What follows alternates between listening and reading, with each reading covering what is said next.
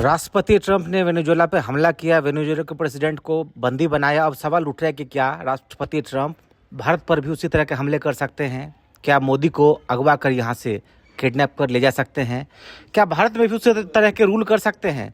इस पर हमने बात की पूर्व लेफ्टिनेंट जनरल डीपी वत्स से। आइए जानते हैं कि इस बारे में उनका क्या कहना है कि क्या ट्रंप किस हद तक भारत के ऊपर क्या कुछ कर सकता है। जो पुरानी उनकी डॉक्ट्रिन थी उसके मुताबिक वो साउथ अमेरिका पे अपनी धौंस पट्टी या दादागिरी रखेगा अमेरिका।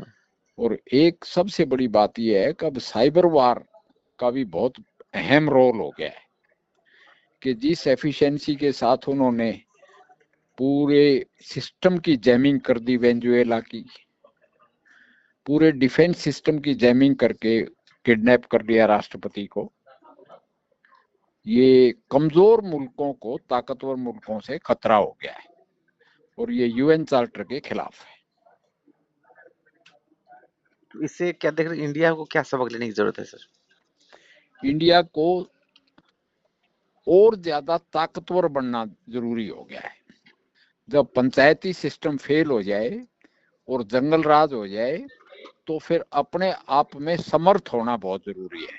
हम फौजी ताकत हमें और बढ़ानी चाहिए और साइबर वारफेयर, स्पेस वारफेयर के लिए हमें पूरी तरह से मुस्तैद रहना चाहिए, क्योंकि हमारे पड़ोस में भी चाहे पाकिस्तान है, चाहे चाइना है, चाहे बांग्लादेश है, वो आज के दिन हमारे फेवर की हुकूमतें नहीं है। तो समर्थ को नहीं दोष घुसाई, हमें अपनी फौजी ताकत को बढ़ाना चाहिए, यही जवाब है। दूसरा सर, इसमें क्योंकि जिस तरीके से इंडिया का एक डिपेंडेंसी रहा है अमेरिका के ऊपर, तो वो क्या देख रहे हैं अब, क्योंकि जब तीसरे नंबर की इकोनॉमी भारत अब बनने जा रहा है, तो उसमें इसको कितना जरूरत है कि अपने आप को डिफेंस और इंटेलिजेंस को दोनों को मजबूत करके रखे, किसी के ऊपर डिपेंडेंसी ना हो। ये कैसे देखते हैं? यही प्रधानमंत्री का जो आत्मनिर्भर भारत है, हर एक फ्रंट पे वो बहुत ही जरूरी है।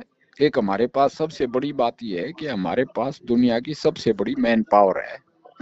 आखिरकार कितना ही साइबर वार हो जाए, कितना ही ऑटोमेटेड स्पेस वार हो जाए, कितनी ही सुसज्जित सेना हो, आखिरकार बूट ऑन ग्राउंड डिसाइड करेगा। यही अमेरिका था जो अफगानिस्तान से भागा, यही अमेरिका वियतनाम से भागा और रशिया को भी अफगानिस्तान से भागना पड़ा।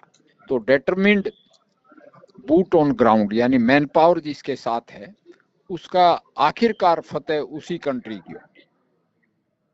सर, अमेरिका की इंडिया जबकि अब तीसरी इकोनॉमी बनने की राह पर है, तो क्या अमेरिका कभी इसको अपना चैलेंज मानेगा एक तरीके से भारत को? चैलेंज हर एक देश दूसरे देश के लिए चैलेंज होता है। हम अगर नंबर 3 पे जा रहे हैं इकोनॉमी में, फौजी ताकत में, तो वो दूसरी बड़ी ताकतें इसको पसंद नहीं करेंगी। इसीलिए तो अभी तक हमें वीटो का अधिकार ही नहीं मिला है यूएन सिक्योरिटी काउंसिल में, मगर उनके सामने कोई चॉइस भी नहीं है। जब हम इतनी बड़ी मैन पावर हैं, हम फौजी ताकत हैं और पोटेंशियल रखते हैं। अब अमेरिका का पूरा सिस्टम इंडियंस ने ही मैनेज किया हुआ है, हम अब अपना करेंगे और उनसे भी ताकतवर या उनके बराबर के ताकतवर बनेंगे। इकोनॉमी भी बढ़ना जरूरी है, साथ में फौजी ताकत, उसको इकोनॉमी को सेव करने के लिए ये इंटरडिपेंडेंट है।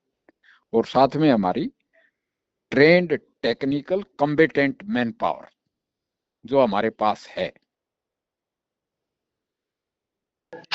जी। इसमें एक सवाल एक ये है कि सर, भारत के लिए अब क्या है कि जो टक्कर है, जो अपने आप को जैसे पाकिस्तान और बांग्लादेश से जब भारत की तुलना होती है, तो अब जबकि अब तीसरे नंबर की इकोनॉमी बनने जा रहे हैं, तो आपका मुकाबला कहाँ है? नहीं, हमारा उनसे डायरेक्ट मुकाबला नहीं है, उनको इनडायरेक्ट मदद दे देते हैं ना। चाइना ने जैसे हथियार दिए पाकिस्तान को, ऑपरेशन सिंदूर में भी दिए, इसी तरह बांग्लादेश में भी वो बेस बनाना चाहते हैं।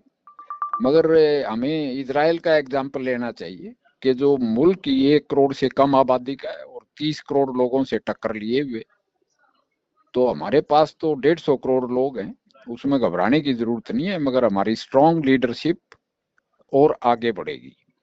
एक सर कांग्रेस लीडर का बयान आया है पृथ्वीराज चौहान का कि अब ट्रंप जो है वो मोदी को भी उठा के ले जाएंगे। तो क्या इस तरह के बयान और क्या फ्यूचर में कभी ऐसा कुछ गुंजाइश देख रहे हैं आप? ये तो थ्योरेटिकल बातें हैं, इनमें कोई दम नहीं है।